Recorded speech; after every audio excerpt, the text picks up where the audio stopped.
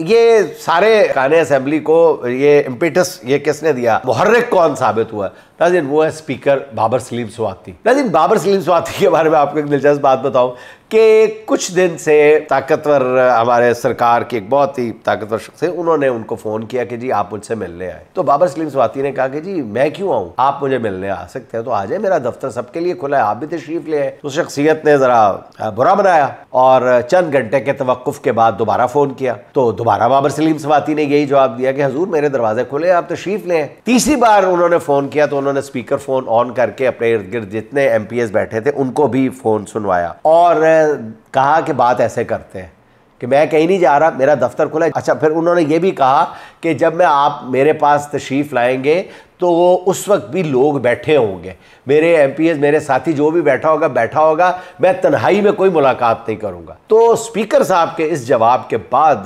MPs ने हौसला पकड़ा, उन्होंने कहा देखी जाएगी जो होगी।